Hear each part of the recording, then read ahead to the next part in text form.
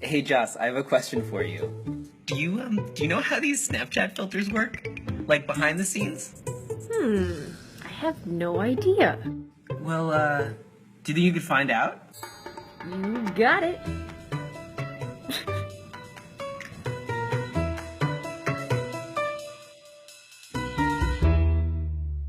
These are what Snapchat calls their lenses, but everyone else calls filters. They are very silly, but the engineering behind them is serious. Oh my god. The technology came from a Ukrainian startup called Luxury, which Snapchat acquired in September 2015 for $150 million.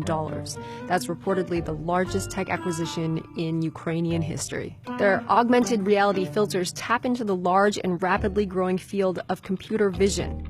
Those are applications that use pixel data from a camera in order to identify objects and interpret 3D space. Computer vision is how you can deposit checks with your phone. It's how Facebook knows who's in your photos, how self-driving cars can avoid running over people, and How you can give yourself a doggy nose. so how do Snapchat's filters work? They wouldn't let us talk to any of the Luxury engineers, but their patents are online. The first step is detection. How does the computer know which part of an image is a face? This is something that human brains are fantastic at, too good even. But this is what a photo looks like to a computer. If all you have is the data for the color value of each individual pixel, how do you find a face? Well, the key is looking for areas of contrast between light and dark parts of the image. The pioneering facial detection tool is called the Viola-Jones algorithm. It works by repeatedly scanning through the image data, calculating the difference between the grayscale pixel values underneath the white boxes and the black boxes. For instance, the bridge of the nose is usually lighter than the surrounding area on both sides. The eye sockets are darker than the forehead, and the middle of the forehead is lighter than the sides of it. These are crude tests for facial features, but if they find enough matches in one area of the image, it concludes that there's a face there.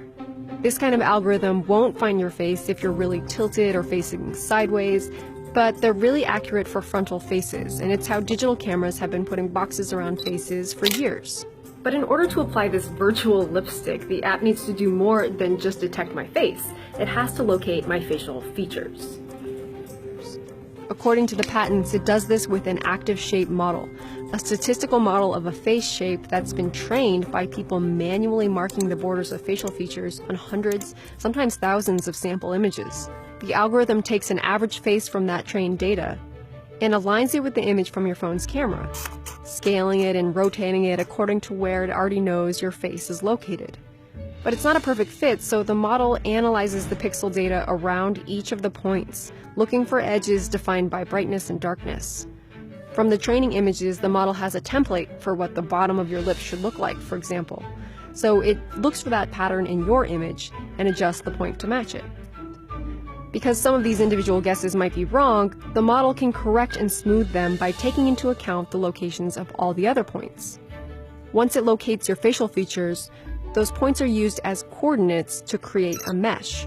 That's a 3D mask that can move, rotate, and scale along with your face as the video data comes in for every frame. And once they've got that, they can do a lot with it. They can deform the mask to change your face shape, change your eye color, add accessories, and set animations to trigger when you open your mouth or move your eyebrows. And like the iOS app Face Swap Live, Snapchat can switch your face with a friend, although that involves a bunch more data. The main components of this technology are not new. What's new is the ability to run them in real time from a mobile device. That level of processing speed is a pretty recent development. So why go through all this trouble just to give people a virtual flower crown? Well, Snapchat sees a revenue opportunity here. In a world that's flooded with advertisements, maybe the best hope that brands have to get us to look at their ads is to put them on our faces. Facial detection has a creepy side too, particularly when it's used to identify you by name. Both the FBI and private companies like Facebook and Google are amassing huge databases of faces, and there's currently no federal law regulating it. So some privacy advocates have come up with ways to camouflage your face from facial detection algorithms. It's actually illegal in a lot of places to wear a face mask in public, so this project by artist Adam Harvey suggests some things that you can do with your hair and your makeup that can, for now, make your face invisible to computers.